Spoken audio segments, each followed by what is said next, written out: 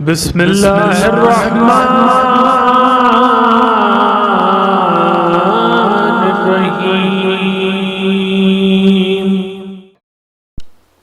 ला हौला वला कुव्वता इल्ला बिल्लाहिल अलीय्यिल अज़ीम। औज़ु बिल्लाहि मिनश शैतानिर रजीम। बिस्मिल्लाहिर रहमानिर रहीम। अल्हम्दुलिल्लाहिल्लज़ी क़सरत अन रुयतिही अब्सारुन नाज़िरीन व अजज़त अन नातिही अवहामुल वासिफ़ीन। सल्लि अला मुहम्मदिन व आलिहि ताहिरीन व लानतुल्लाहि अला आदाइहिम व क़त्लतिहिम अजमईन मिनल आन इला क़ियाम यौमिद्दीन। अम्मा बाद फ़क़द क़ालल्लाह सुब्हानहु तबारक व तआला फ़ी किताबिहिल मुबीन व क़ौलुहुल हक़। बिस्मिल्लाहिर रहमानिर रहीम। अल्हम्दुलिल्लाहि रब्बिल आलमीन। सल्वा।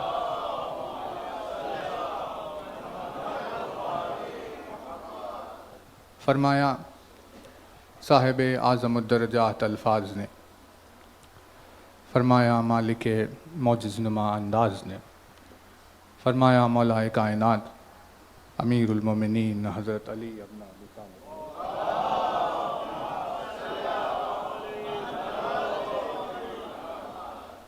मौलाए कायनात के जिस मुबारक व मुक़द्दस फरमान से आपकी खिदमत में मजलिस का आगाज़ है, अपनी इस बेमिसलो बेनज़ीर हदीस में मौलाए कायनात ने ईमान की तारीफ़ करते हुए बयान फरमाया। अपने इस फरमान में मौला ने ये बताया कि ईमान क्या है, और इसी के साथ एक आने वाले की खुशखबरी दी कि जिस आने वाले के आ जाने के बाद लोगों के ऊपर या उनके ईमान की कैफियत क्या होगी। मौला इरशाद फरमाते हैं, वो जब आएगा, पर्दा उठाएगा, गैबत से जब बाहर आएगा, जब उसका दुनिया में ज़ुहूर होगा और दुनिया वालों को ये मालूम होगा कि वो आ चुका है, तो उस वक्त मौला ने फरमाया उसका वजूद अमन चाहने वालों के लिए मक़ाम अमन होगा। उसका वजूद क्या होगा? अमन चाहने वालों के लिए। तवज्जो रहे, क्योंकि मौला के इस अंदाज़ बयान से हमें समझ में आ रहा है कि हर किसी को अमन की चाहत नहीं होती। बहुत सारे लोग इस दुनिया में ऐसे हैं जिन्हें फ़साद पसंद होता है। वो ख़ुद भी मुफ़सिद होते हैं और दूसरों को भी मुफ़सिद कर देते हैं। सुकून से इत्मीनान से कोई काम हो जाए उन्हें ये बर्दाश्त नहीं होता। तो मौला ने फरमाया वैसे बहुत सारे होंगे उस वक्त, लेकिन वो मुख्तसर से लोग, वो थोड़े से लोग जो अमन की ख्वाहिश किए रहे होंगे, उन अमन चाहने वालों के लिए उसका वजूद मक़ाम अमन होगा, उसकी बारगाह मक़ाम अमन होगी। तवज्जो, अलिफ मीम नून, हमज़ा मीम नून, ये है रूट। इससे लफ्ज़ बना अमन, इससे लफ्ज़ बना अमान, इसी से लफ्ज़ बना ईमान, इससे लफ्ज़ बना मोमिन। तवज्जो, यानी ईमान किसे कहते हैं? लोगों ने क्या समझा? लोगों ने समझा कि ला इलाहा इल्लल्लाह कहना ये ईमान है। ईमान ये नहीं है। ईमान उस अमल को कहते हैं जिस अमल के अंजाम देने के बाद कोई अल्लाह के अजाब से अमन में आ जाए। तवज्जो है, यानी अल्लाह के अजाब से अमान दिला दे, ऐसे अमल को ईमान कहते हैं। तवज्जो है ना, बात वाज़ेह हो रही है। यानी अमन का मतलब है पीस, सुकून, इत्मीनान, जहाँ कोई ख़तरा ना हो उसे अमन कहेंगे। बलदुल अमीन यानी अल्लाह ने काबे को अपना अमन का घर, मक्के को अमन की जगह करार दिया। कहा कि भाई तुम अगर इस ज़मीन पर हो तो तुम अमान में रहोगे। वजह ना, अल्लाह ने जिस ज़मीन को अमन करार दिया कि यहाँ फ़साद, क़त्ल, गारत, दुश्मनी, इन सब चीज़ों का अंदेशा नहीं होगा, उस मकाम पर हुसैन के क़त्ल के मंसूबे बनने लगे और खून हुसैन को बहाने का इरादा हुआ। हुसैन ने कहा जब नवासे रसूल का खून इस ज़मीन पर बह जाएगा तो फिर किसी और का क़त्ल करने में किसी को क्या शर्म होगी। लिहाजा वो ज़मीन, अमान वाली ज़मीन बाकी रहे। हुसैन ने मक्का छोड़ दिया। नहीं, तवज्जो नहीं किया आपने। अल्लाह ने इंसानियत से कहा कि अगर तुम यहाँ आ जाओ तो तुम्हें अमान मिलेगी, लेकिन हुसैन वो वजूद है कि अगर मक्के की ज़मीन दामन हुसैन में आ जाए तो ज़मीन मक्का को अमान मिलेगी। वजूद इमाम वो वजूद होता है जिसने सरज़मीने बलदुल अमीन को अमान दी, जिससे हमें समझ में आया। लोगों ने समझा कि भाई हमने ला इलाहा पढ़ दिया, हम अमान में, हमने मुहम्मदुर रसूलुल्लाह पढ़ दिया, हम अमान में, हम कलमा तौहीद पढ़ रहे हैं, हमने रिसालत की गवाही दी, हम अमान में। लोग ये समझ रहे हैं ईमान मतलब ला इलाहा इल्लल्लाह कहना, लोग समझ रहे हैं ईमान मतलब मुहम्मदुर रसूलुल्लाह कहना। आशूर के रोज़ हुसैन ने हमें ईमान का मतलब बताया कि आखिर ईमान कहते किसे हैं, जिसे अल्लाह की तरफ से अमन मिल जाए वो ईमान कहलवाता है। लाखों के लश्कर में जहां तौहीद और रिसालत का कलमा पढ़ा जा रहा था, उसमें से सबको अज़ाब जहन्नम ने घेर लिया, सिवाय उस एक हुर के जिसने हुसैन को पहचाना। यानी हुसैन की मारिफत ने हुर को अज़ाब इलाही से अमान दी, जिससे हमें समझ में आया कि ज़बान से ला इलाहा इल्लल्लाह कहना ईमान नहीं होता, बल्कि अपने ज़माने की हुज्जत को पहचानना ईमान होता है। इससे लफ्ज़ बना मोमिन। मोमिन किसे कहते हैं? मोमिन उसे कहते हैं जिसे अमान दे दी गई। अल्लाह के नज़दीक मोमिन वो है जिसे क़यामत के दिन कोई फिक्र नहीं होगी, क्योंकि वह अमान में है। ऐसा कोई काम जो हमें अमान इलाही अता करे, उस अमल को ईमान कहते हैं। और करबला में हमें पता चला वो अमल हुज्जत खुदा को पहचानना होता है, हुज्जत की दोस्ती होती है, हुज्जत के दुश्मनों से मुखालिफत अल्लाह का अमान होता है ना। तवज्जो। मौला ने फरमाया जब वो आएगा तो उसका वजूद अमन चाहने वालों के लिए मकाम अमान होगा। जितने लोग उसकी बारगाह में दौड़ दौड़ कर जाएंगे वो अल्लाह की रहमत के साए में आ जाएंगे। इसीलिए उसके आते ही ईमान और मोमिन का हकीकी मतलब दुनिया को समझ में आएगा और वो सबको जमा करेगा। और इसी जमा से, यानी आज कौन सा दिन था? आज है जुमे का दिन। साहिल ने आकर इमाम से पूछा, मौला ये जुमे का नाम जुमा क्यों रखा गया?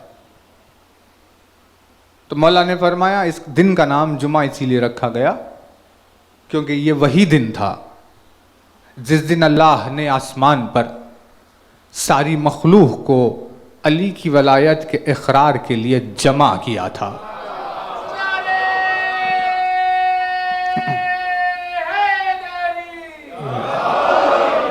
इकरार वलायत अली के लिए जिस दिन मखलूक को जमा किया गया, उस दिन का नाम जुमा रखा गया।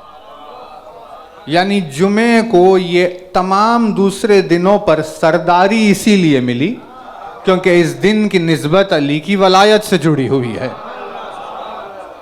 कहा कि भाई जमा किया, ऐलान किया, इकरार लिया, जमा करने से जुमा लफ्ज आ गया। जुमे का मतलब है जमा करना, क्योंकि वलायत अली के लिए जमा किया गया था। तवज्जो है ना। यानी अब उसके बाद अल्लाह ने जुमे को एक मखसूस दिन बना दिया मुसलमानों के लिए कि भाई तुम्हें इस दिन जमा होना है। लेकिन मुसलमानों ने यह पता ही नहीं लगाया कि आखिर जमा होकर हमें करना क्या है। क्योंकि अगर लोग जमा होने के बाद अली की वलायत का जिक्र नहीं कर रहे हैं तो वैसे मकाम पर जुमे का कोई मतलब ही नहीं है। जुमा उसी वक्त जुमा है जब जमा होने पर अली की वलायत को याद दिलाया जाए।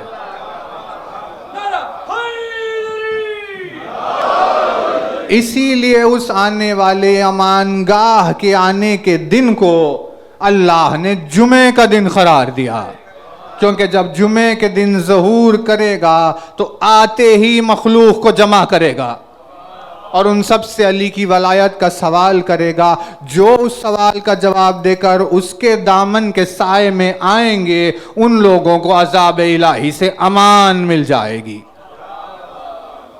बात वाज़ेह हो रही है। कहा भाई वो कौन है, कौन आने वाला है, आखिर किसका इंतज़ार और किसके इंतज़ार का शौक़ अली पैदा करना चाहते। क्या आने वाले की विजदान का, कैफियत का क्या आलम होगा कि उस आने वाले की खुशखबरी अली की ज़बान से सुनाई दे रही है। कहा उसके हज़ारों अलक़ाब है, बेशुमार उसके नाम हैं। उनमें से एक उसका लक़ब है आले यासीन। सलवात बारगाह इलाही में पढ़ लीजिए।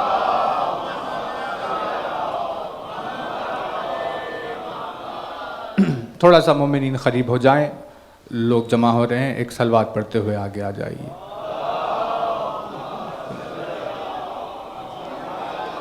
बुलंद तरीन सलवात हो बारगाह इलाही।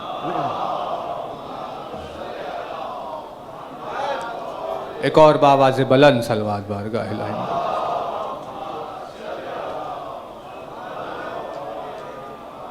का उसके हजारों और बेशुमार नामों में एक उसका नाम है आले यासीन, जो यासीन की औलाद है। जो शख्स उसकी मुलाकात का इश्तियाक रखता है और उससे मिलने का शौक़ रखता है और मुलाकात की तड़प का इजहार करना चाहता है तो उसे एक तोहफा दिया गया ज़ियारत की सूरत में, जिस ज़ियारत का नाम है ज़ियारत आले यासीन। तवज्जो है ना। आपकी खिदमत में ज़ियारत पर जिक्र चल रहा है, इसकी मारिफत की कोशिश हो रही है। इसके पीछे रीज़न क्या है? रीज़न ये नहीं है कि हम आपको इतनी दूर से आकर कंफ्यूज कर दें। हमारी कोशिश और नीयत यह है कि इरफान पर बात हो, जो आने वाला है उसके वजूद को दुनिया पहचाने। किसी तरह के कन्फ्यूजन के लिए नहीं, बल्कि मारिफत की बुलंदी के लिए कोशिश हो रही है। और ऐसे में अगर आपको कोई सवाल उठे, कोई बात ऐसी हो जिस पर रोशनी की ज़रूरत हो, तो आप और हम बैठ कर इसे डिस्कस कर लेंगे, है ना तवज्जो। ताकि अबवाब खुले, फिक्र व मारिफत के दरवाजे खुले।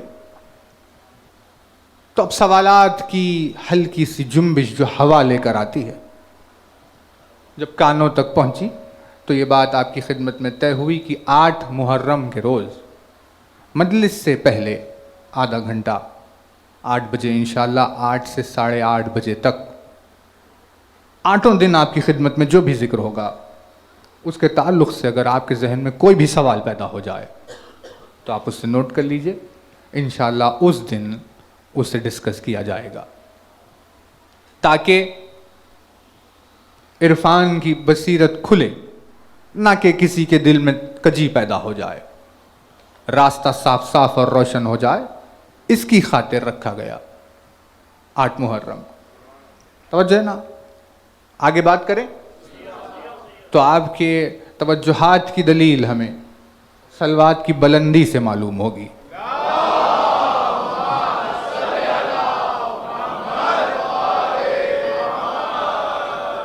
ज़ियारत का आगाज़ हुआ सलामुन अला आले यासीन, सलाम उस पर जो यासीन की आल है, जिसमें पहले सलाम में कुछ औसाफ का जिक्र हुआ, अस्सलामु अलैका या दाई अल्लाह व रब्बानी आयाते।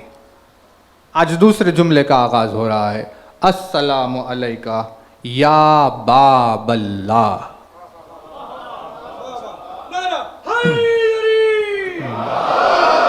मेरा सलाम उस हस्ती के ऊपर जो अल्लाह का दरवाज़ा है।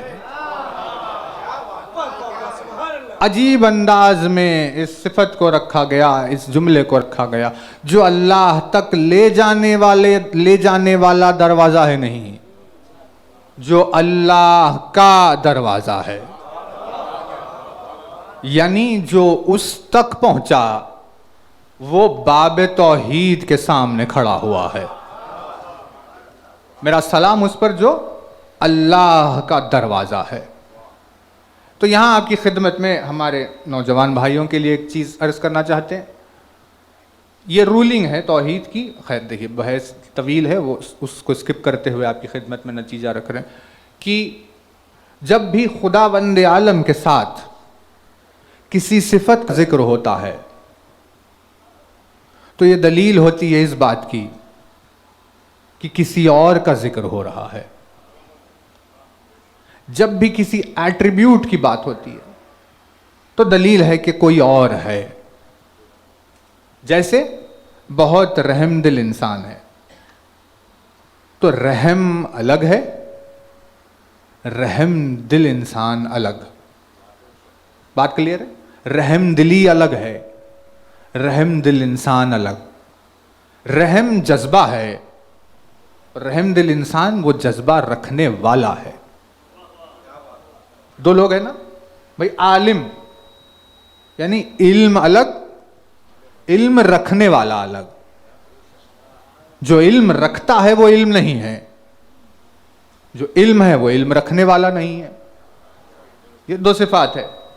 तो इंसान के लिए तो ठीक है, क्योंकि इंसान एक वजूद है जिसमें इल्म आया और जमा हो गया, इल्म जमा हुआ वो आलिम हो गया। पढ़ने से पहले जाहिल था, पढ़ लिख कर जब इल्म जमा हुआ तो अब आलिम हो गया। इल्म अलग है, उसका वजूद अलग। इसीलिए जब 80 साल का होकर भूलना शुरू करेगा तो उसका वजूद अलग हो गया, फिर इल्म अलग हो गया। जो बात जानता था वो भूल गया, जो बात समझ में आती थी वो याद नहीं है। यानी अब फिर से उसके हकीकी वजूद का पता चल रहा है कि भाई इल्म अलग था, ये अलग थे। बातें हो रही है। लेकिन खुदावंद आलम के लिए सिफत का जिक्र नहीं किया जाता, क्योंकि वजूद में सिफत का जमा हो जाना वजूद के लाशरीक नहीं होने की दलील होता है। नहीं, तवज्जो नहीं किया आपने। देखिए, मौला से सवाल किया गया कि मेरे मौला मैं भी एक हूँ। इमाम गरीब से सवाल हुआ, उयूनुल अखबार रज़ा जवाब देते हैं मैं भी एक हूँ, मेरा परवरदिगार भी एक। मौला ये बता क्या हम दोनों सेम हैं? एक एक है दोनों? मौला ने जवाब दिया तुम दोनों एक है, सेम नहीं है। तू जो एक है वो अलग एक है, वो जो एक है वो अलग एक है। मौला ने फरमाया तू मुरक्कब एक है, यानी तू असेंबल्ड एक है। तू है एक मगर एकताई नहीं रखता। तू वो एक है जिसके एक होने के लिए चार को एक होना पड़ा। यानी खून अलग, हड्डियां अलग, गोश्त अलग, रूह अलग, नफ्स अलग, जज्बात अलग, एहसास अलग, ये सब मिले तो तू एक हुआ। भैया कितने माइक है हमारे सामने? एक माइक, माइक एक, अल्लाह एक। अबे ये क्या है? का नहीं, ये लोहा अलग, प्लास्टिक अलग, रबर अलग, कुशन अलग, सब मिले तो एक माइक। मौला ने फरमाया जितने कायनात में एक है वो सब मुरक्कब एक है, यानी असेंबल्ड एक है, लेकिन वो एक है जो अपनी एकताई में एक है। इसीलिए उसका जिस्म नहीं, रूह नहीं, खून नहीं, गोश्त नहीं, उसके लिए हड्डियां नहीं, कुछ भी चीज नहीं, बगैर किसी चीज के मिले हुए अपने वजूद में अकेला एक है। तवज्जो है ना, वो एक अलग एक है, तू एक अलग एक है। तू वो एक है कि जिस एक को अगर आधा किया जाए तो 2 आधे हो जाते हैं और 4 पाव हो जाते हैं, 8 अतपाव हो जाते हैं, और आधा करो तो 16 हो जाते हैं। अब इतने सारे लोग, अभी तो एक था, ये इतने कहां से आ गए? का डिवाइड होते जा रहे हैं, ज्यादा होते जा रहे हैं। लेकिन फरमाते हैं वो एक वो है जिसे 2 नहीं किया जा सकता। वो अपने आप में अकेला है, अपनी एकताई में एक है, इसीलिए उस जैसा कोई एक नहीं है। भाई तवज्जो रहे, इसीलिए हमने हिंदुस्तान की कई मजालिस में कहा जिसने अली को छोड़कर तौहीद सीखी वो तौहीद के नाम पे मुशरिक हो गया।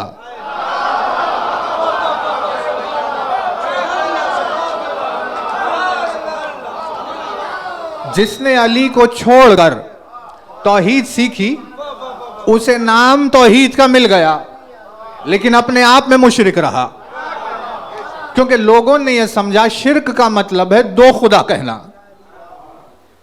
और जो एक कहता है वो मुशरिक नहीं है। लेकिन मौला ने फरमाया बहुत सारे हैं ऐसे जो एक कहते हैं फिर मुशरिक है। कहा क्यों? कहा इसीलिए क्योंकि वो एक को वैसा एक समझते हैं जैसे वो खुद एक है।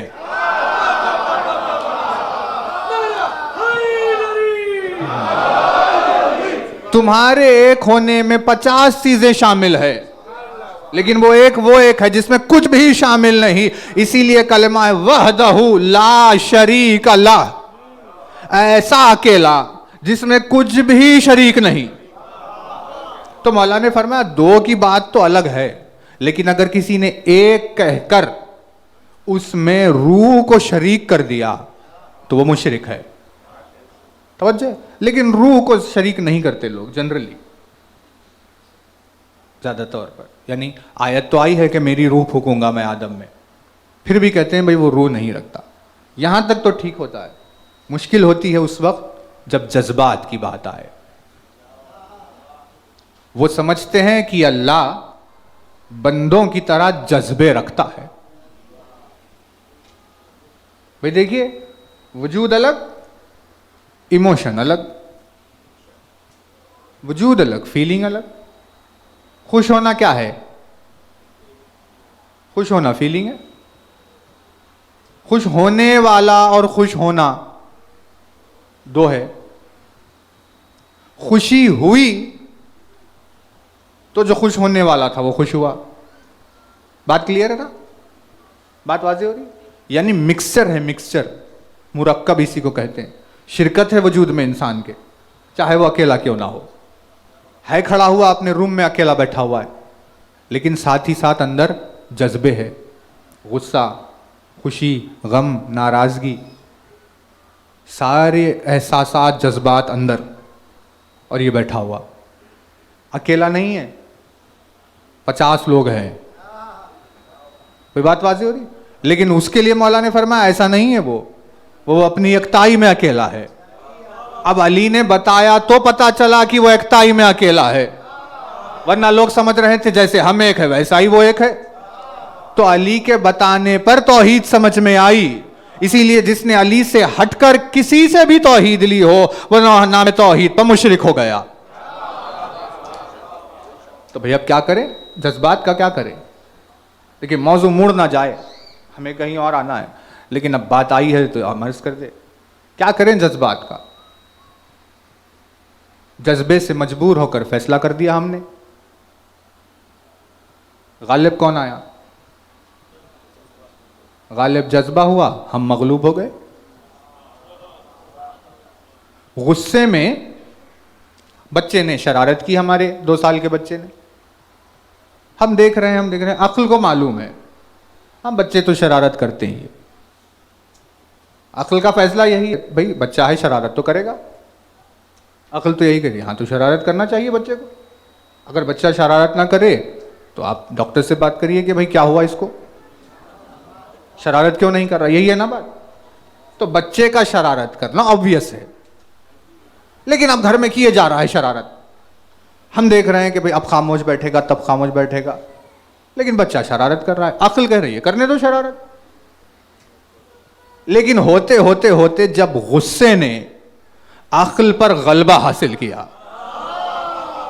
तो गुस्से में 2 साल के बच्चे को आपने मार दिया। खामोश एक जगह बैठ जा, अब वो बैठ गया। 10 मिनट के बाद आपका गुस्सा कम हुआ, तब अक्ल ने कहा जालिम है तू, कहीं छोटे बच्चे को मारते हैं। अब अफसोस करने लगा, मतलब फैसले के ऊपर, आपके वजूद के ऊपर जज्बा गालिब आ गया, जज्बे का डोमिनेशन था, आप उसके तहत चल रहे थे, मगलूब आप थे, जज्बा गालिब था। तवज्जो है ना। इसीलिए अल्लाह के वजूद में जज्बात नहीं पाए जाते, क्योंकि वो जज्बे से कभी मगलूब नहीं होता। अगर किसी को जहन्नम के हवाले कर रहा है, किसी को जहन्नम में डाल रहा है, तो अल्लाह गैज़ व गज़ब में उसे जहन्नम में नहीं डाल रहा, बल्कि वो अपने अदल के तहत उसे जहन्नम में डाल रहा है। क्योंकि अगर जज्बे से मजबूर होकर फैसले कर दे तो फिर मजबूर होने वाला खुदा कैसे हो सकता है। बात क्लियर हो रही है। इसीलिए जोश ने क्या लिखा, अजब अजीब बात लिखते हैं। जोश ने लिखा कि भाई इंसान के मिजाज की उसमें नहीं है बू, उसमें नहीं है बू, वो कुछ नहीं है, कुछ भी नहीं है सिवाय हु।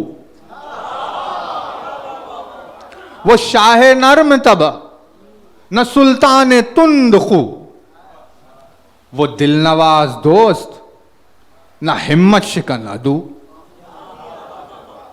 वो पाए बंदे रस्मे वफाओ जफा नहीं, जज्बात जिस पर टूट पड़े वो खुदा नहीं।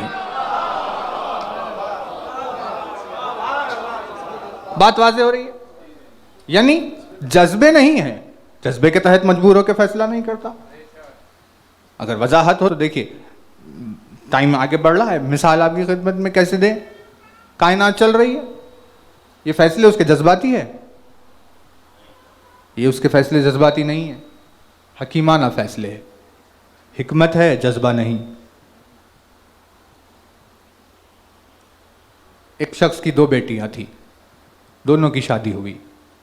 एक की शादी हुई किसान से, एक की शादी हुई कुमार से। कुमार यानी मिट्टी के बर्तन बनाने वाला, पॉटर कहते हैं शायद उसको, मिट्टी के बर्तन। 6 महीने हो गए, उसने कहा बेटियों से मिल के आता हूं। चला, पहली के घर पहुंचा, कहा क्या हाल है, कहा सब ठीक,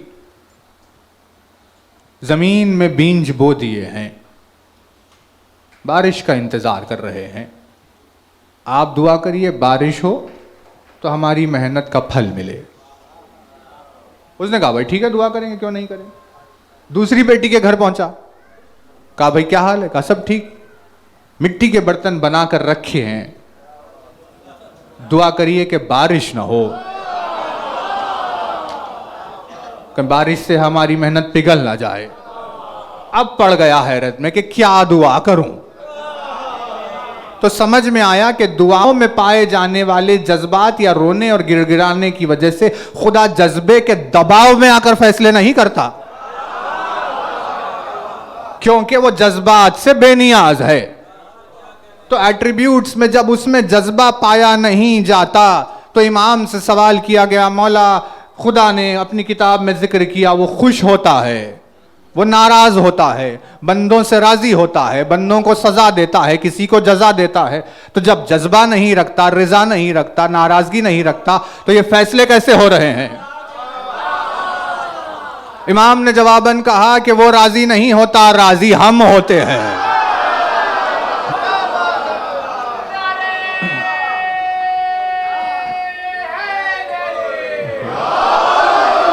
कब वो नाराज नहीं होता, नाराज हम होते हैं। हमारी मर्जियों को उसने अपनी मर्जी करार दिया है। यानी हमें बात समझ में आई कि अगर कोई वजूद अल्लाह के सिफात का पैकर बन के मजहर सिफात खुदा ना हो, तो ये अली की शान और शौकत पर बहस नहीं होगी, बल्कि जज्बों के इश्तिराक से अल्लाह के वजूद में शिर्क पैदा हो जाएगा। इसीलिए मौला ने फरमाया सिफत मौसूफ नहीं होती, मौसूफ सिफत नहीं होता। कमालुल इखलास नफी सिफात अनहु, इखलास का कमाल ये है कि उससे सिफात की नफी रहे, क्योंकि वो मिक्सचर नहीं है तुम्हारी तरह। इसीलिए जब भी एट्रीब्यूट आता है, तवज्जो है ना, जब भी वो सिफत अल्लाह में पाई नहीं जाती, वजूद है एक जो उसकी सिफत का मजहर है। बिस्मिल्लाहिर्रहमानिर्रहीम, शुरू अल्लाह से, शुरू अल्लाह के इस्म से, रहमान और रहीम है। भाई रहम का रहम, जज्बा का जज्बा नहीं, का फिर का कोई वजूद है बिस्मिल्लाह के बातिन में जो उसकी रहमत को अपने वजूद में उठाए हुए। इसीलिए रसूल अकरम ने कहा अल्लाह के रहमान होने को मुझसे समझो और अल्लाह के रहीम होने को अली से समझो। मैं उसकी रहमानियत का मजहर हूं, अली उसकी रहीमियत का मजहर है। यानी ये जरूरी है मजहर सिफात का होना ताकि तौहीद खालिस रहे। यह एट्रीब्यूशन है। वैसा ही एक एट्रीब्यूट है दरवाजा। मेरा सलाम उस पर जो अल्लाह का दरवाजा है। यानी कोई वजूद है अलग जिसकी बात चल रही है। अब ज़ियारत के इस फिक्रे ने मौजू छेड़ दिया बड़ा बहुत। क्या है वो मौजू है दरवाजा। अभी क्या है ये दरवाजा? किस चीज को कहते हैं दरवाजा? दरवाजा बीच में आने वाले उस कनेक्शन को कहते हैं जो दो लोगों को एक दूसरे से जोड़ दे। नहीं, तवज्जो नहीं किया। ये हुसैनिया, ये हॉल अंदर, आपकी गाड़ी रोड पर बाहर, आप वहां, ये यहां, हम यहां तकरीर कर रहे हैं। अब उन्होंने कहा मजलिस हो रही है, चलो अंदर जाएं। अब मजलिस को उनसे किसने जोड़ा? बीच में कौन आ गया? बीच में आया दरवाजा। दरवाजे ने एक्सेस दिया कि मजलिस तक पहुंचो। सलामत रहो। अगर दरवाजा ना हो तो आने का कोई रास्ता ही नहीं है, यानी एक्सेस नहीं होगा। मेरा सलाम उस पर जो अल्लाह का दरवाजा है, यानी वो वजूद जिसके जरिए से कोई अल्लाह तक पहुंचे। लेकिन बहस फिर वही होगी कि भाई अल्लाह तक पहुंचे कैसे, जबकि वो जात लामकान है। तो कहा लामकानी की सूरत में हल ये है कि अल्लाह तक वही पहुंचेगा जो अल्लाह के दरवाजे तक पहुंच गया। तवज्जो। और कुरान ने एक दूसरी, यानी अपनी आयत में एक दूसरा रूल दिया कि किसी भी चीज के हासिल करने का हलाल और जायज रास्ता दरवाजा है। कुरान ने क्या कहा? देखो, तुम्हें चाहिए कि तुम घरों में दरवाजों से आओ। ये अजीब आयत आपने नाजिल की। का इसका क्या मतलब है? का घर में दरवाजे से आओ। यानी अल्लाह ने बताया कि घर में दाखिल होने का जायज रास्ता दरवाजा होता है। अगर तुम दरवाजे से हटकर कहीं और से आ रहे हो तो तुम्हारा आना नाजायज है। दरवाजे को छोड़कर, भाई खिड़की के सही, दरवाजे को छोड़कर आप सलामत। यानी उन्हें मिसाल भी देनी नहीं आती बराबर से।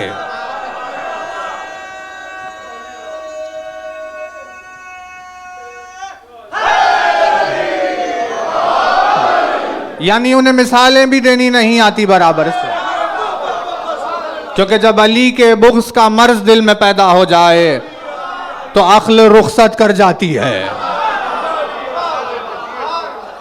यानी अगर हॉल में कोई आ भी जाए, दरवाजे को छोड़कर खिड़की से सही किसी और रास्ते से अगर आ भी जाए और अगर कोई चीज को उठा भी ले तो उस पर इल्जाम लगेगा तूने चोरी की है।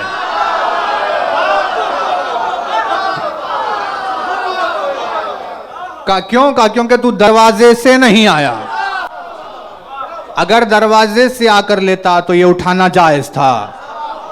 दरवाजे को छोड़कर तूने लिया है, लिहाजा ये तेरा लेना नाजायज है, जिस पर चोरी का इल्जाम लगेगा। तो हमें बात समझ में आई जब रसूल अकरम ने कहा मैं शहरे इल्म हूं और अली उसका दरवाजा है।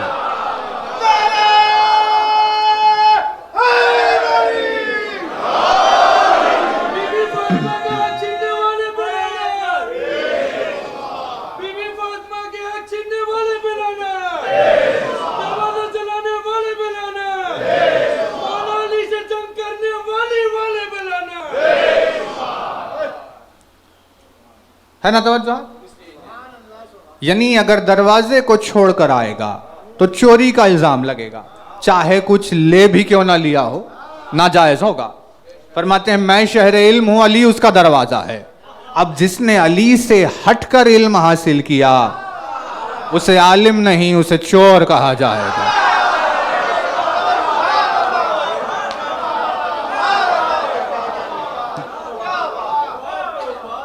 बहुत सारी खासियतें दरवाजे में होती है। दरवाजे में दो फेस होते हैं, बाहर से देखने वाले के लिए अलग, अंदर से देखने वाले के लिए अलग।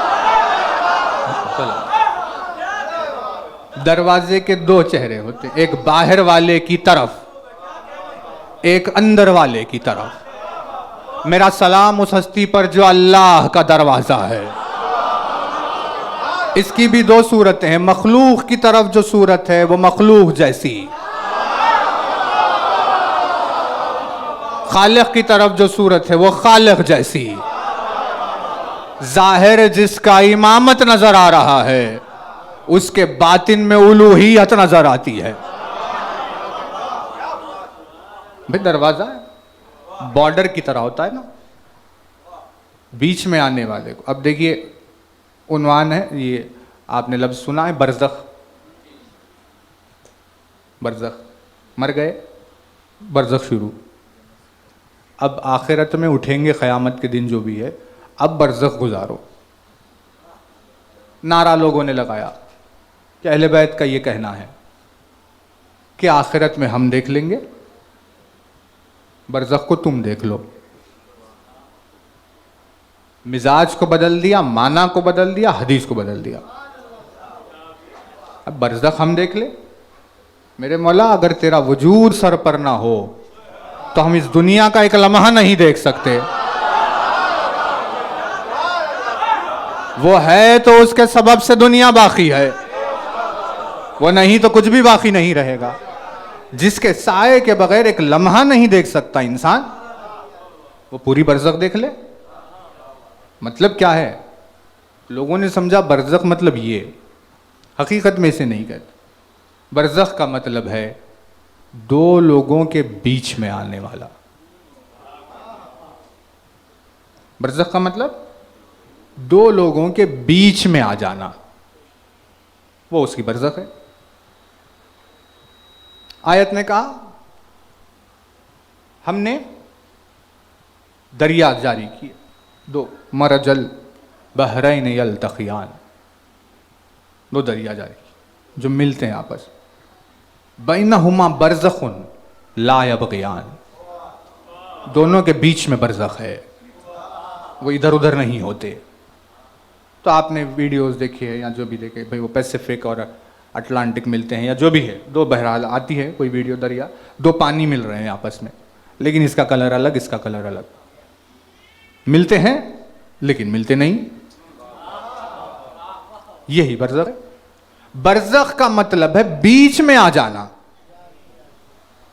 बरज़ख को बरज़ख इसीलिए कहते हैं क्योंकि हमारे मरने के दिन से लेकर क़यामत के दिन के बीच में आ गई। नहीं, तवज्जो नहीं कर रहे। मीनिंग उसका नाम बरज़ख इसीलिए रखा गया कि भाई ये मौत और महशर के बीच में है, इसीलिए उसका नाम बरज़ख है। बरज़ख कहते हैं हर उस चीज को जो बीच में आ जाए। तो ये मरने के बाद रोजे महशर उठने, ये छोटी सी बरज़ख है। मौला ने फरमाया हम 14 बड़ी बरज़ख है, हम 14 बरज़ख़े कुबरा है। कहा क्यों? कहा क्योंकि हम खालिक और मखलूक के बीच में आए हैं।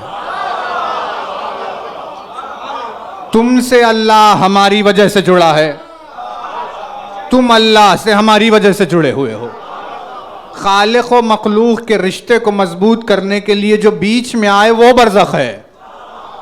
यानी बरज़ख नामे अली के हजारों नामों में से एक नाम है। तो अब हमें समझ में आया तुम आखिरत में बेफिक्र रहोगे अगर तुमने बरज़ख का इंतजाम कर लिया। यानी अगर अली की मोहब्बत में खड़े हो तो तुम्हें आखिरत की फिक्र करने की जरूरत नहीं। बीच में आ जाए दरवाजे की तरह, वो बरज़ख है।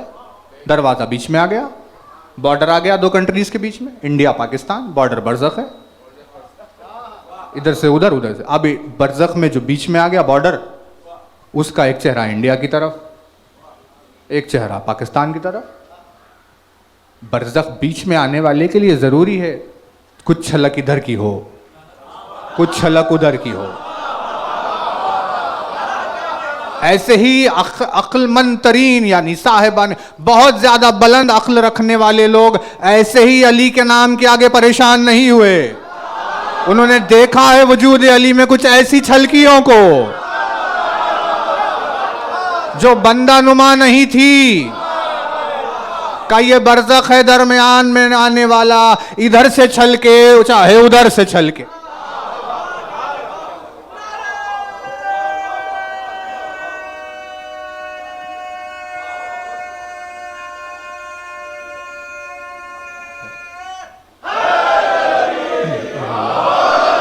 मेरा सलाम उस हस्ती पर जो अल्लाह का दरवाजा है, अल्लाह का दरवाजा। अब दरवाजा मौजू छिड़ा तो अब देखिए रसूल अकरम ने क्या क्या कहा। यानी अली के लिए कितने मर्तबा दरवाजा आया। रसूल अकरम ने फरमाया मैं शहर इल्म हूं, अली उसका दरवाजा है। इल्म चाहिए, दरवाजे पर आओ, साइल की सूरत कटोरा लेकर। वो अगर यूं वार कर दे दे कुछ तो सलमान और बूजर पैदा हो जाते हैं। ज़ियारत में, मौला की ज़ियारत में जुमला अस्सलामु अलैका या बाबा हिकमत रब्बल आलमीन। मेरा सलाम उस अली के ऊपर जो अल्लाह की हिकमत का दरवाज़ा है। रब्बुल आलमीन, आलमीन के रब की हिकमत के दरवाजे पर मेरा सलाम। यानी जब कभी अल्लाह को अपने हकीम होने का मुजाहिरा करना था, जब कभी अल्लाह को यह बताना था कि मैं कितना बड़ा हकीम हूं, तो उसने अपनी हिकमत को अली से जारी किया। वजूद अली में किए जाने वाले फैसले अल्लाह की हिकमत की दलील है। अल्लाह की हिकमत का दरवाजा, शहर इल्म का दरवाजा। मतलब फरमाते मैं बाब हित्ता हूं, लोगों की मग़फ़िरत कबूल होने वाला दरवाजा। फरमाते हैं मैं बाब इजाबत हूं, दुआओं के कबूल होने का दरवाजा। बाब इजाबत यानी एक दरवाजा जिससे जाकर किसी की दुआ टकराए तो कबूल हो गई। यहाँ से आपकी ज़बान से दुआ निकली और वहाँ अगर टकरा गई तो कबूल। अभी कहाँ है, कहाँ, आसमानों के ऊपर बहुत दूर। अभी हम यहाँ चीख रहे हैं, हमारी आवाज़ वहाँ कैसे जाएगी? आदम ने दुआ शुरू की, परवरदिगार तू हव्वा से मिला दे, तू मेरी खता को बख्श दे। अब दुआ चल रही है ये इधर जद्दा में, यानी हवा जद्दा में, इसीलिए उस जगह का नाम ही जद्दा हो गया, जिद्दा जिसे आप कहते हैं, सऊदी अरब में जद्दा। वहाँ वो थी और आदम कहीं श्रीलंका के पास कहीं थे। पूरी दुनिया में दो लोग, एक जद्दा में एक श्रीलंका। सोचिए कैसे मिलेंगे एक दूसरे से। आदम ढूंढ ढूंढ कर थक गए, दुआ कर रहे हैं। अब ये दुआ यहां से निकली तो सही, उस दरवाजे पर जाकर टकराई नहीं। अब खुदावंद आलम ने कहा ऐसे तो ये सारी जिंदगी ढूंढते रहेंगे, हवा मिलेगी नहीं। जिब्रील को भेजकर कहा, जिब्रील अपनी दुआ में वो नाम लेकर आओ जो तुम्हारी दुआ को परवाज अता करे इतनी कि वो जाकर बाबे इजाबत से टकराए। और जब पंजतन का वास्ता देकर दुआ की तो अब दुआ में परवाज पैदा हुई, बाबे इजाबत से टकराई तो कबूल हुई। मौला ने फरमाया मेरे नाम के बगैर आदम की दुआ कबूल नहीं हुई थी, तो आदमियत की दुआ क्या कबूल होगी?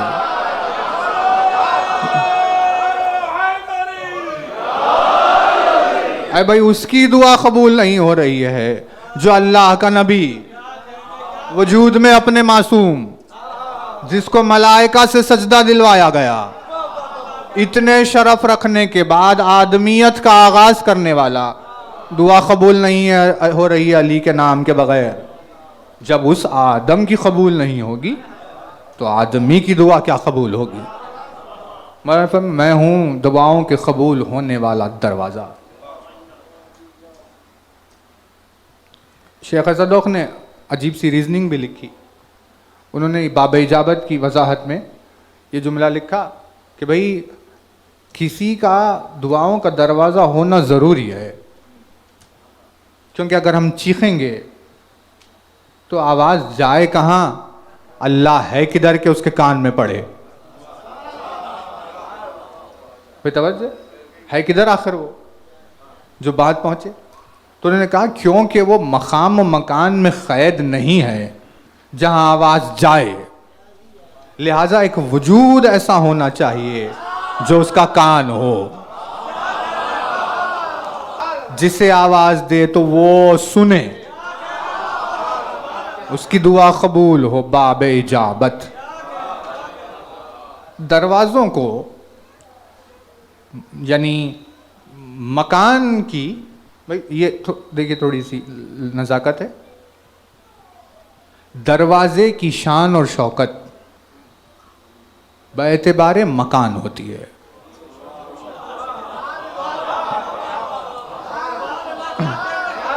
दरवाजा भी उतना बुलंद होता है जितना मकान बुलंद हो, और मकान की शान और शौकत बेएतबारे मकीन होती है। तवज्जो, जो घर में रहता है उससे घर की अजमत, और घर से घर के दरवाजे की अजमत है ना। दरवाजे की वैल्यू घर से मालूम होती है, घर की वैल्यू घर वालों से मालूम होती है। जितने अजीम घर वाले उतना अजीम घर, जितना अजीम घर उतना अजीम उसका दरवाजा। अब परवरदिगार आलम ने अपने नबी को हुक्म दिया, इब्राहिम तुम एक काम करो, मेरा घर बनाओ। अल्लाह के घर की तामीर हुई है तो वजूद लामकान, आखिर उसके घर में आकर रहे कौन? तो अल्लाह के घर की शान बढ़ाने के लिए एक मकीन वहां पर उतरा, तो अल्लाह ने उसके इख्तिसास की खातिर के कितना अजीम आया है, दरवाजे को काबे के बदल दिया। का मखलूक जहां से आए जाए वो दरवाजा नहीं।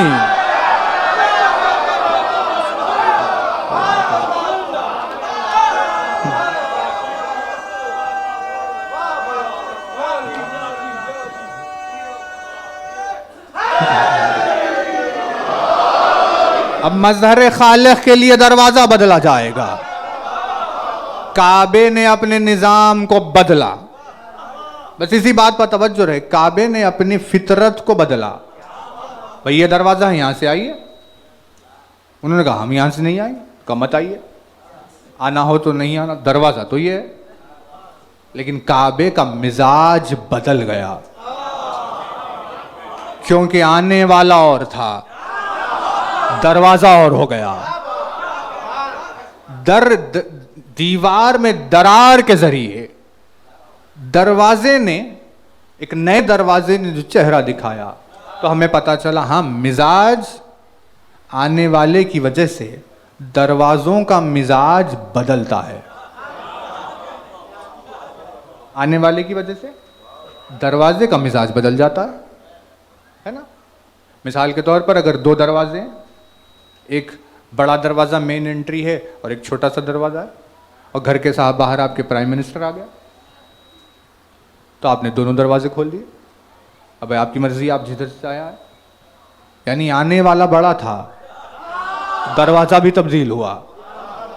और जो ना, यानी फितरत मिजाज बदलती है दरवाजों की आने वाले की वजह से। वैसे ही एक दरवाजा था ऐसा जिसे अपने वजन और अपनी ताकत का बहुत घमंड था।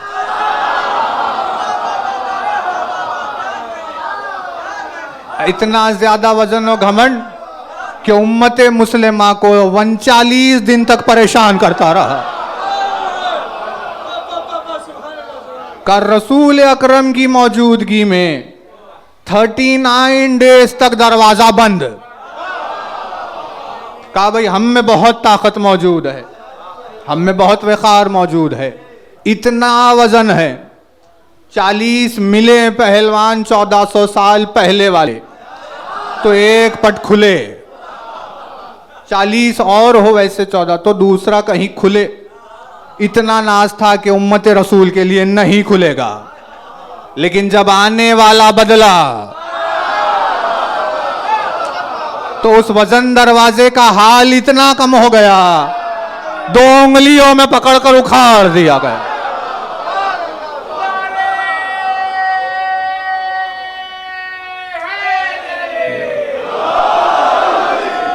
खैबर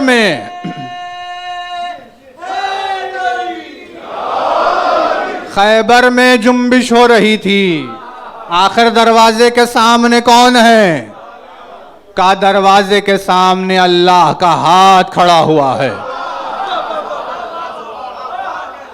भाई दरे खैबर बहुत बड़ा था, बहुत ताकतवर, बहुत वजन। खिले को जुम्बिश हो रही थी, दरवाजा उखड़ गया। उसकी 2 उंगलियों की ताकत जो पानी को सूखी हुई रोटी में डुबाकर खाता था, सूखी हुई रोटी को पानी में डुबोकर खाने वाले की ताकत का ये आलम। खुवत से जो है, तवज्जो बात करें या खत्म कर दें? तवज्जो। अब जो ये बात हुई तो ये बहस, ये बात फैली अरब में बाहर दूर दूर तक कि भाई है कोई ऐसा भी ताकतवर दुनिया में, किले के दरवाजे को हाथ से उखाड़ दिया। तो कुछ लोगों ने कहा ये कौन है इतनी ताकत रखने वाला? अब उन्होंने कहा कि भाई मुलाकात करना चाहिए हमें। उन्होंने कहा मिलते हैं उनसे। एक ग्रोह चला मिलने के लिए, सारे सवालात लिख लिए। भाई ये ताकत, तो उन्होंने कहा उनसे पूछेंगे खाते क्या है, उनसे पूछेंगे कि उनकी रूटीन क्या है, ये सारी चीज़ें सवालात का है। पहुँचे करीब, का किसने उखाड़ा दरे खैबर? का वो खैमे में वहाँ मौजूद है। वो ग्रोह चल रहा था। जब उन्होंने किले को देखा, भाई तवज्जो रहे, जब किले को देखा, का इस किले के दरवाजे को 2 उंगलियों से उखाड़ा। ऐसी ताकत तो हमने बंदों में कभी देखी नहीं। बंदों में ऐसी ताकतें कहाँ पाई जाती है? यूं दिल में ख्याल ने करवट ली कि भाई ऐसी ताकत रखने वाला बंदा नहीं हो सकता। यहां दिल में ख्याल ने करवट ली, वहां मजहरे अलीम बिजाते सुदूर को सब पता चल गया। आते आते जब दरे खैमा तक पहुंचे तो ऐन मौके पर कि जब उनकी नजर पड़ रही थी, सूखी हुई रोटी को पानी में डुबो कर निवाला लिया। जब ये देखा तो उन्होंने कहा ऐसी ग़िज़ा सूखी हुई नहीं, ये तो बंदा ही है। सवालों को रद्द किया, चले गए। पलट के गए, अल्लाह के चेहरे पर मुस्कुराहट आई। आसमान की तरफ देखकर कहा गवाह रही हो, तुझे बढ़ाने के खातिर अपने आप को घटाता जा रहा हूं। गवाह रही हो।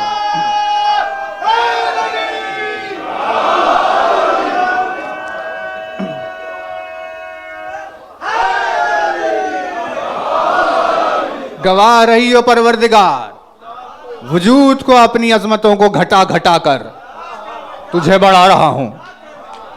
सवाल उनका रद्द हो गया, वो चले गए। अब तो दरवाजे के चर्चे होने लगे, भाई ऐसे भी होते हैं। लेकिन इतना वजन दरवाजा, फूल की पत्ती से हल्का। मिजाज बदल गया आने वाले की वजह से। तारीख में आपको यानी किताबों में आपको मिलता है जन्नत के दरवाजे का जिक्र। जो फरिश्ता जन्नत के दरवाजे पर खड़ा हुआ है उसका नाम है रिजवान। अल्लाह ने मलाइका को एक खुसूसियत के साथ खल्क किया। जिब्राईल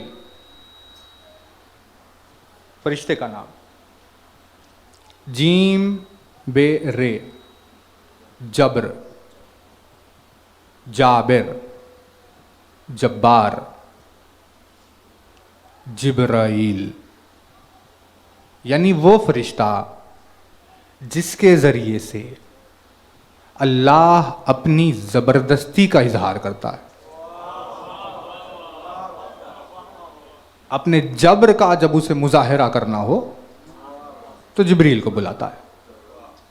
उम्मत के सामने नबी आए, समझाए जा रहे हैं, उम्मतें नहीं सुन रही। अंबिया बेजार हुए, कहा ये कैसी उम्मतें सुनती नहीं। अंबिया ने कहा परवरदिगार ये हमारी बात नहीं सुन। तो उन्होंने कहा कि भाई ठीक है, आप लोग यहाँ से चलिए, हम अजाब भेज रहे हैं, क्योंकि अब तक तो सीधे नहीं सुन रहे थे, अब ज़बरदस्ती करेंगे। अंबिया चले, कई उम्मतों को तबाह कर दिया अल्लाह ने। आवाज़ दी जिब्रील चलो आओ। जिब्रील ने जब्र का मुजाहिरा किया, अपने पर से कई उम्मतों को ज़मीन के तबक़ात के समेत उठा उठाकर पलट कर ख़त्म कर दिया। कौन है? कहा भाई जिब्रील है, ऐसा ताकत रखने वाला। अल्लाह अपनी ज़बरदस्ती का इजहार जिसके ज़रिए करे वो जिब्रील। कैसी ताकत होगी? क़यामत ख़ेज़ ताकत। रसूल अकरम पर मक्के के हालात जब मुश्किल होने लगे, दुश्मन और कुफ़ार क़ुरैश परेशान करने लगे, हुक्म आया कि आप हिजरत कर लीजिए मदीने की तरफ। रसूल अकरम मदीने की तरफ जाने जब लगे तो दुश्मनों ने ताक़ुब किया। तो क्या करें भाई? कहा भाई एक गार में पनाह ले लीजिए। रसूल अकरम गार में चले। गार की जो ओपनिंग थी, दरवाज़ा, वहाँ पर मकड़ी ने जाला बुन दिया और कहा ये मेरी तरफ से इस गार का दरवाज़ा है। मकड़ी का जाला, दुश्मन आने ना पाए, मकड़ी के जाले से महफूज कर दिया रसूल को। कहा अजीब हो तुम्हारे दरवाजे में क्या ताकत? किसी को रोक सकता है मकड़ी का जाला? सबसे कमज़ोर तरीन घर, कमज़ोर नहीं ज़ईफ़ तरीन दरवाज़ा मकड़ी का जाला होता है। लेकिन मोजिज़ा अजब था ऐसा। उन्होंने देखा कि भाई बिल्कुल साबित बुना हुआ है। देखकर उन्होंने कहा कि भाई अंदर तो कोई जा नहीं सकता, क्योंकि जाला, इस जाले को टूटा हुआ होना चाहिए। दुश्मन पलट कर चले गए। रसूल की जान को दुश्मनों से मकड़ी के जाले के दरवाजे ने बचा लिया। कितना कमजोर होगा? यूं आपने हाथ लगाया, खत्म हो गया। अब जब ये बात हुई तो रसूल अकरम ने, परवरदिगार आलम ने कहा हाँ भाई आयत लेकर जाओ जिब्रील। रसूल अकरम की खिदमत में आयत नाजिल। आयत लेकर जिब्रील आया उस गार के दरवाजे तक, और जब अंदर जाने के लिए जाले को तोड़ना चाहा तो जिब्रील से मकड़ी का वो जाला नहीं टूट रहा था।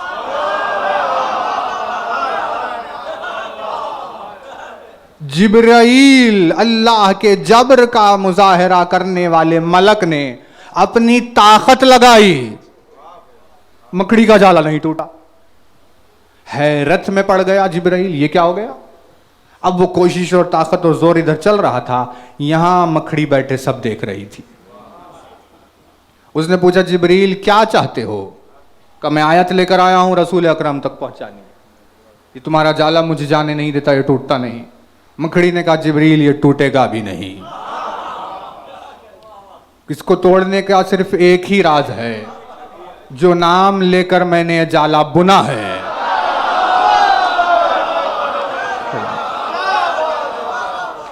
उस नाम को आवाज नहीं दोगे तब तक ये जाला नहीं टूटेगा। जिब्रील ने पूछा क्या कहा तुमने, आखिर कौन सा नाम लिया। कहा मैंने इस जाले को या अली कहकर बुना है।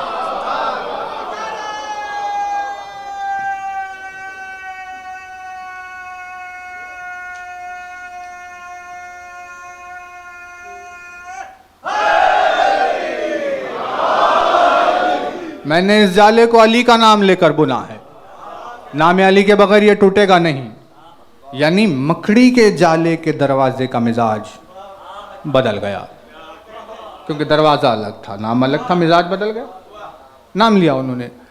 इस मलक से, जिब्रील से ज्यादा ताकत अल्लाह ने रिजवान को दी। जिब्रील से ज्यादा ताकतवर है, कोई मलक नहीं है ऐसा जिसमें रिजवान से ज्यादा ताकत हो। अल्लाह ने रिजवान को उतनी ताकत देकर जन्नत के दरवाजे पर खड़ा कर दिया, और रिजवान से कहा तुम्हें मालूम है इतनी ताकत हमने तुम्हें क्यों दी। कहा क्यों परवरदिगार। कहा खबरदार कहीं कोई दुश्मन अली जन्नत में दाखिल होने ना पाए। तुम्हें इतनी ताकत देने का रीजन यह है कि कोई लड़कर तुम्हें हरा कर अंदर जा नहीं सकता, क्योंकि तुम्हारी ताकत का कोई मुकाबला नहीं। दरवाजे पर ठहर जाओ, तवज्जो है। लेकिन इतनी ताकत के बाद भी जन्नत का दरवाजा नहीं खुलता। रिजवान से जन्नत का दरवाजा नहीं खुलता।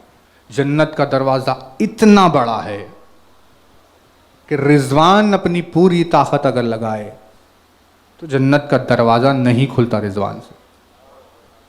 अब वो कितना बड़ा है और कैसा है, इस बात का आप अंदाजा लगाइए कि वो जो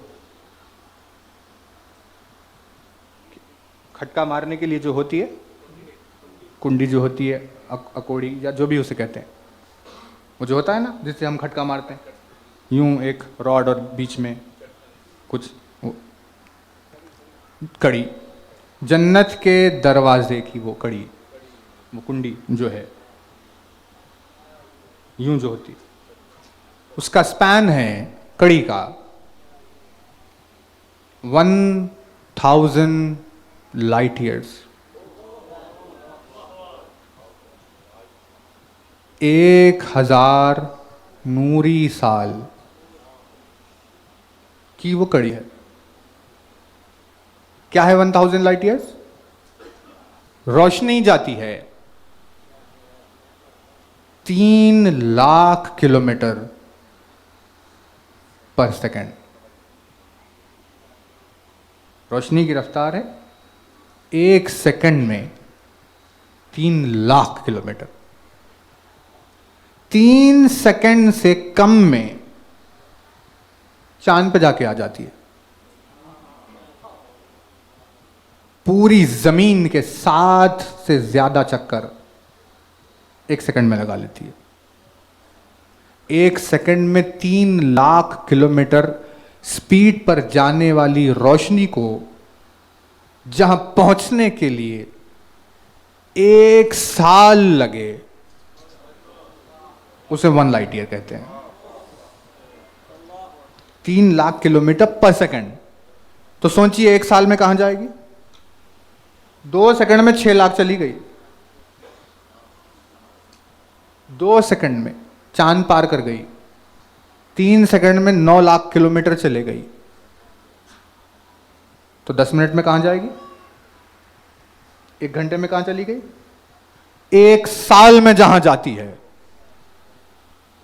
वो है 1 लाइट ईयर। जन्नत के दरवाजे की कड़ी का स्पैन है 1000 नूरी साल। चली अगर रोशनी कड़ी को पार करने तो उसे 1000 साल लगेंगे 3 लाख किलोमीटर पर सेकंड की स्पीड के बाद। इतनी है जन्नत के दरवाजे की कड़ी। रिजवान से दरवाजा तो नहीं खुलता, लेकिन वो कड़ी उठाई जाती है। जब कोई जानने वाला दरवाजे के बाहर खड़े होगा तो रिजवान अपनी पूरी ताकत से वो कड़ी को उठाकर दरवाजे पर मारता है। तवज्जो, दरवाजा नहीं खोल सकता, कड़ी उठाकर दरवाजे पर मारता है। जैसे ही कड़ी दरवाजे से टकराती है, तो जैसे यहां किसी चीज से कोई टकराने के बाद आवाज आती है खट खट, जब वो दरवाजे की कड़ी जन्नत से टकराती है तो आवाज आती है अली अली अली।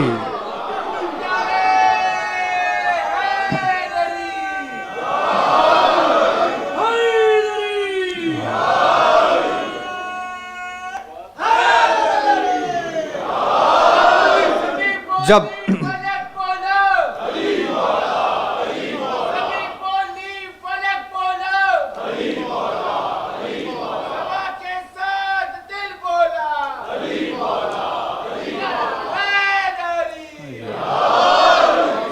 जैसे ही वो टकराता है तो आवाज आती है अली अली। रिजवान से भी जन्नत का दरवाजा नहीं खुलता, लेकिन जब उसके टकराने के बाद अली का नाम गूंजने लगता है तो उस नाम की तासीर से जन्नत का दरवाजा खुलता है। और जन्नत का दरवाजा अपने आप से कहता है कि अली का नाम गूंज रहा है, जल्दी से खुल जा, कहीं ऐसा ना हो कि वो आकर 2 उंगलियों में तुझे उखाड़ न डाले।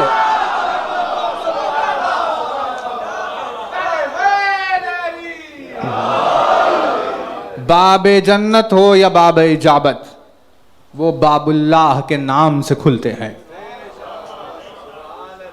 बस हम खत्म कर रहे हैं। देखिए मजलिस देरी के लिए हम माफी चाहते हैं, लेकिन ये बात आ गई है, क्या करें। इसीलिए हमने, देखिए हम यहाँ आपके सामने मजलिस पढ़ने नहीं आए।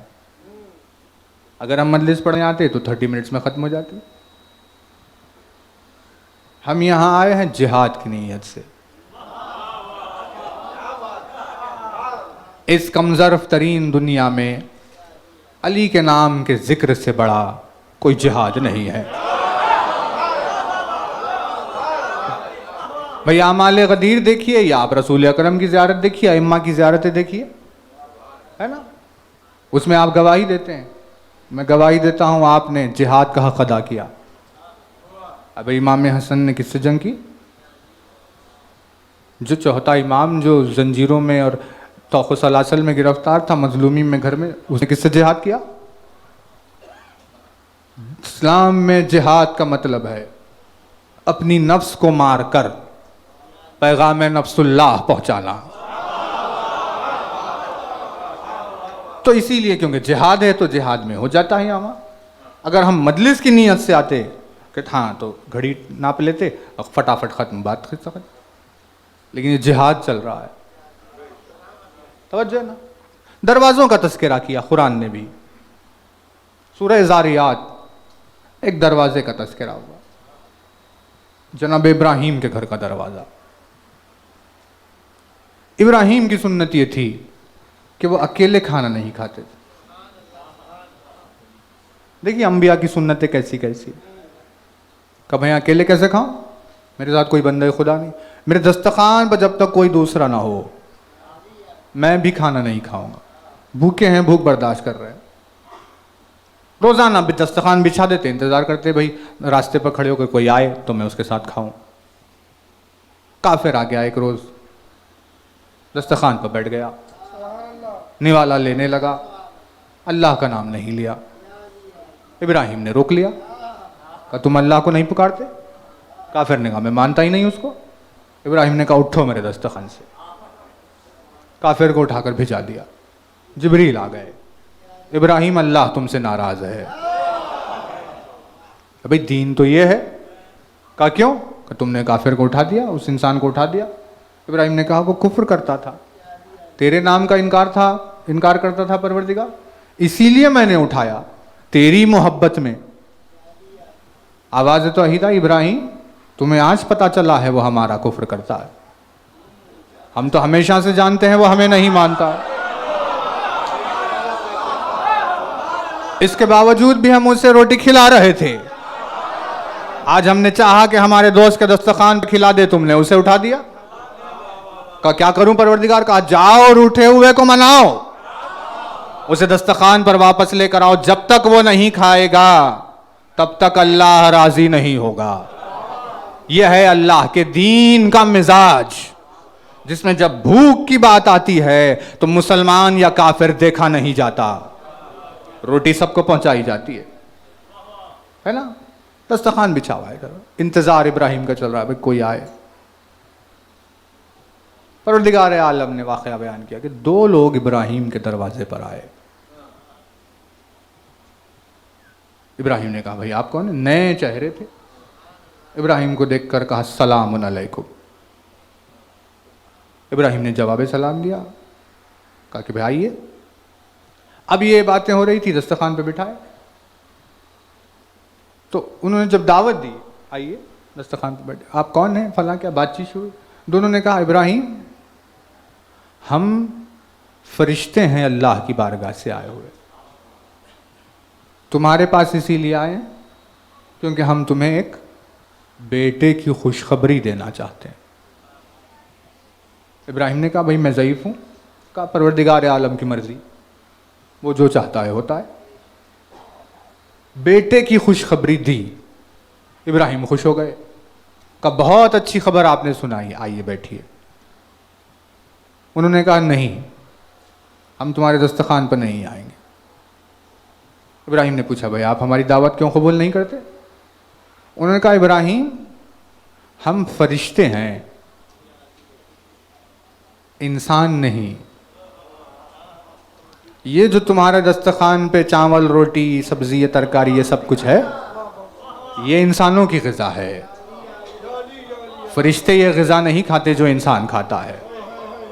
इब्राहिम मिन्नतें करके बुला रहे थे, वो अपने फरिश्ते होने का रौब दिखा रहे थे कि भाई हम नहीं बैठेंगे क्योंकि ये इंसानी ग़िज़ा है, हम रोटियां नहीं खाते। इब्राहिम फरिश्तों का रौब, इब्राहिम के घर का दरवाजा।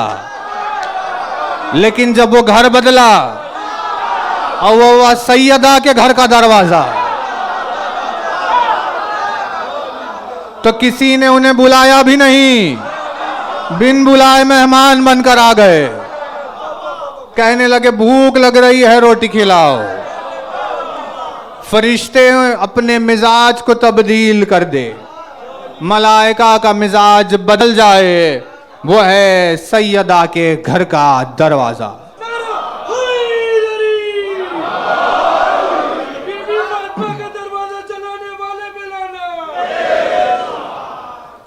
है ना तवज्जो?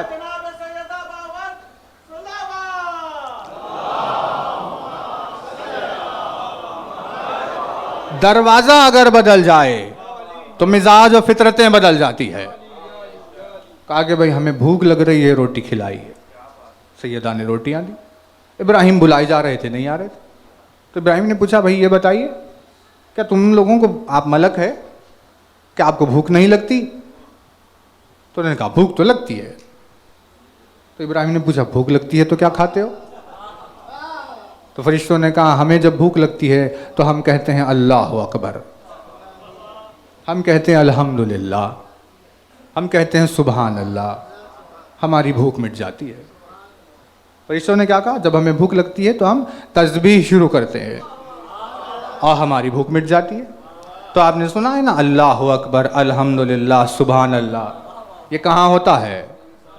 जब कोई नमाजी नमाज खत्म करके तस्बीह का इरादा करता है तो उसकी नीयत होती है तस्बीह है जनाब सैयदा पढ़ रहा हूँ, यानी तस्बीह सैयदा की सिखाई हुई है, जिसे पढ़कर फरिश्ते अपनी भूख मिटाते हैं।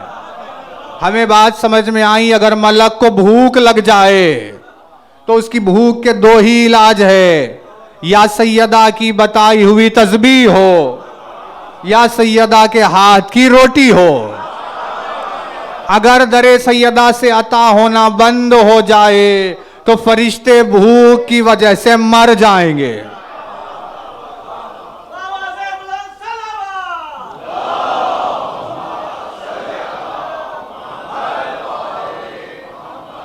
दरवाजा बदला, मिजाज तब्दील हो गया, फरिश्तों का मिजाज बदल गया,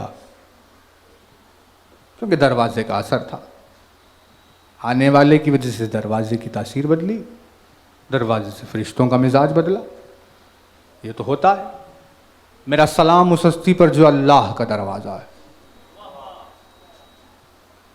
बातें हैं, थोड़ी सी रह गई अधूरी, इंशाअल्लाह कभी और मौका मिले ज़िंदगी में तो आपकी खिदमत में फिर रखेंगे। लेकिन एक मुक़द्दर था ऐसा, इस मुक़द्दर के लिए लिखा गया था क़ज़ा व क़दर इलाही में, जहन्नम। और वो मुक़द्दर अल्लाह के दरवाजे पर आ गया। जब बाबुल्लाह पर पहुंचा, तकदीर बदल गई। लिखा हुआ जो था जहन्नम, वहां आ गया जन्नतुल फिरदौस। ये अज्र है परवरदिगार का जो उसने हुर को अता किया। जब हुसैन की खिदमत में खड़े होकर हुर ने कहा, अस्सलामु अलैका या बाब अल्लाह, मेरा सलाम अल्लाह के दरवाजे के ऊपर। और यानी कायनात में ऐसा तो कोई हसीन तरीन, दिलचस्प तरीन मौजज़ा देखने नहीं मिलता। किसी तकदीर की करवट इससे ज्यादा अजीम नहीं मिलती जैसे हुर के मुक़द्दर ने करवट ली थी। भाई क्या हो गया? एक लम्हे में क्या से क्या हुआ, अजीब।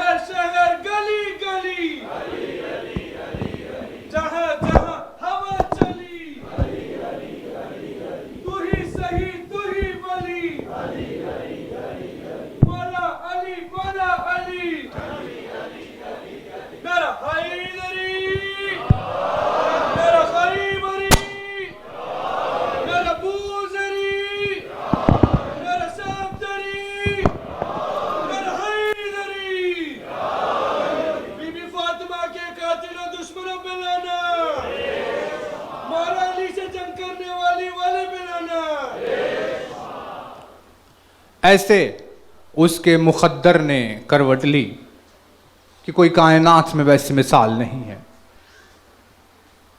यानी जो अपने गुनाहों की वजह से, अपनी नाफरमानी और मासियत की वजह से मायूस और टूटे हुए दिल किसी कोने में पड़े हुए हों,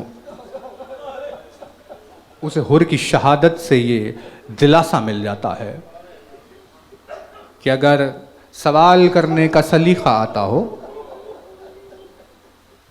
और वो नदामत के आंसू लेकर अल्लाह के दरवाजे पर अगर पहुंच जाए तो उसके मुक़द्दर को एक लम्हे में तब्दील कर दिया जाता है। अजीब कैफियत थी उस मुक़द्दर की, और वैसी तारीफ जैसी होनी थी वो अनीस ने अपने अल्फाज में की जब हुर के ताल्लुक़ से लिखा, दो ज़ख़ से जब आज़ाद किया हुर को खुदा ने, खुलवा दिए फिरदौस के दर उग़्द कुशा ने, जानू पर रखा सर को इमामे दो सरा ने, आला किया अदना को बुजुर्गों की दुआ ने, सब जिसके तलबगार थे जन्नत में वो दुर था, हूराने जिना गिर्द थी और बीच में हुर था।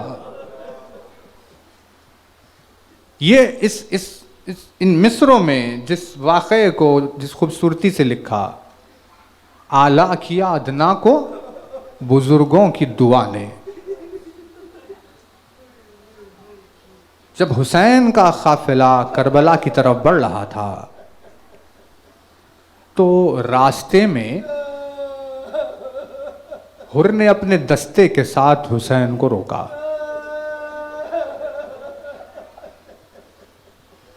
और जब करीब आया तो हुसैन ने कहा कि तेरी माँ तेरे गम में रोए तो हुसैन का रास्ता रोकेगा? ये जुमला सुना तो हुर ने कहा कि ऐ फर्जंद रसूल, अरब में कोई और अगर ऐसी बात मुझसे करता तो मैं इसी तर्ज में जवाब देता, लेकिन आपकी मां का वजूद वो है जिसका नाम बगैर ताजीम और तकरीम के लिया नहीं जा सकता। उस पुराशोभ माहौल में जब बेटे के सामने मां की अजमत का जिक्र हुआ तो हुसैन के दिल से हुर के लिए दुआ निकली कि हुर तेरी तौफीकात में परवरदिगार इजाफा फरमाए। और उसका मुक़द्दर तब्दील हो गया, जिसे अनीस ने लिखा, आला किया अदना को बुजुर्गों की दुआ ने।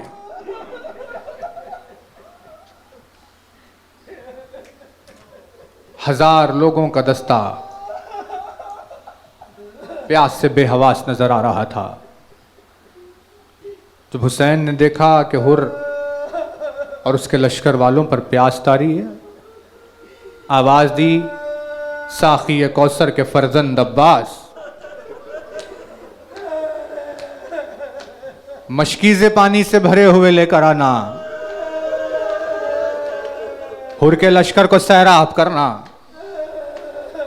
हुर के लश्कर के सामने मशकीज़ों के जो दहाने खुलने लगे तो हुक्म हुसैन यह था, जानवरों के सामने भी पानी रखा हुआ होना चाहिए।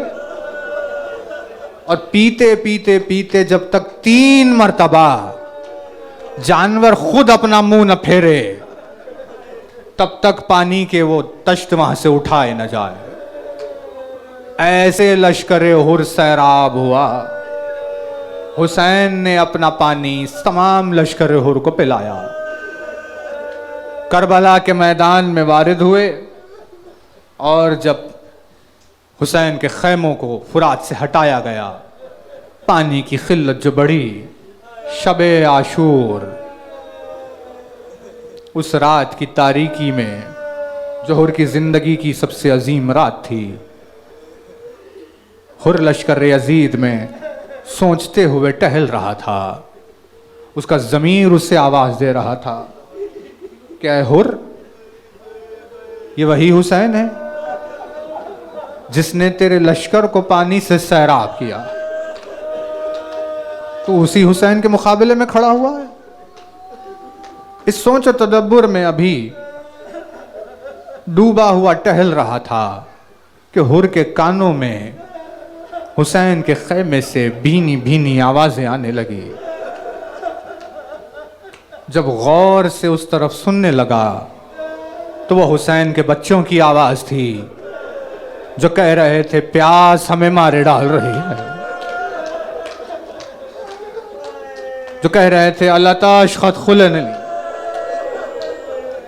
हुर ने सुना कहा ये हुसैन के बच्चों की आवाजें अल्लाताश है। हुर तेरा ज़मीर कैसे गवारा कर रहा है कि जिसने तुझे सैराब किया हो तो उसके खिलाफ खड़ा हो जाए।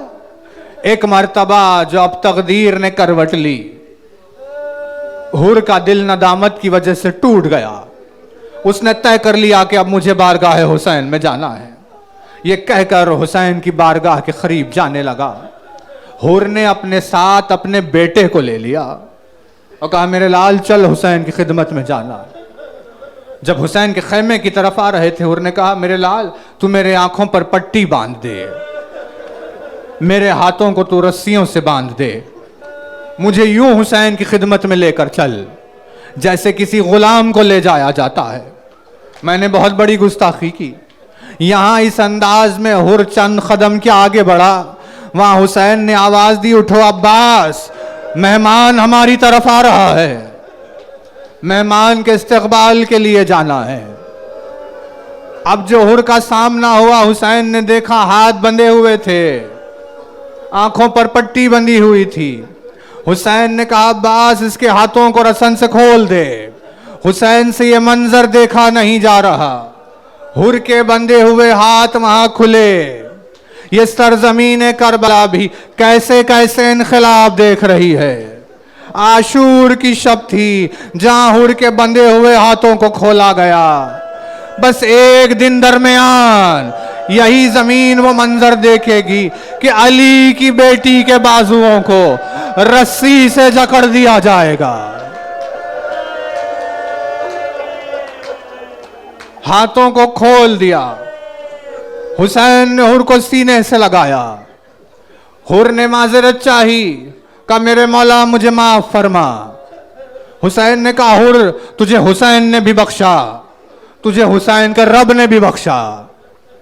और इसके बाद एक फितरत का क़यामत खेज जुमला का हुर तू कल मेरा मेहमान नहीं था, लेकिन मैंने तुझे पानी से सैराब किया था। आज तू मेरा मेहमान बनकर आया है, लेकिन हुसैन की गुर्बत पर सब्र कर लेना। आज तुझे हुसैन पानी नहीं पिला सकता। का मेरे मौला तेरे बच्चों की आवाजें अलतश आ रही है, तुझे मेरी प्यास की फिक्र हो रही है। बख्शिश की सनद दे, मुझे जिहाद की इजाजत दे। हुसैन ने जो इजाजत दी, हुर के जिस्म में नई जान आई। लश्कर यजीद की तरफ रुख को मोड़ा, अपने बेटे से कहा मेरे लाल अब अगर तू अपनी जिंदगी में कुछ करना चाहता है तो अपनी जान को हुसैन पर कुर्बान कर देना। यह कहकर अपने बेटे को लश्कर यजीद के हवाले किया। जैसे ही हुर का बेटा हुर से जुदा हुआ, हुसैन आकर हुर के करीब खड़े हो गए।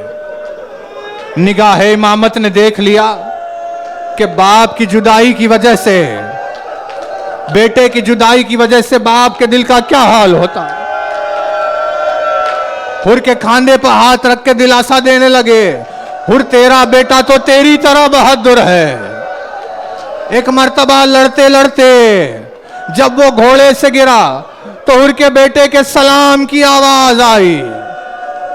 अपने बेटे की खबर लेने के लिए हुर पहुंचा, लेकिन लश्कर से होते होते जब तक हुर वहां पहुंचता, हुर ने अजब मंजर देखा कि हुर से पहले हुसैन वहां पहुंच गए हैं और हुर के बेटे के सर को अपनी आगोश में रख लिया है।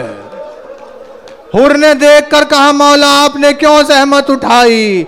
आखिरी सांसों में सलाम अर्ज करते हुए हुर के बेटे का दम निकल गया।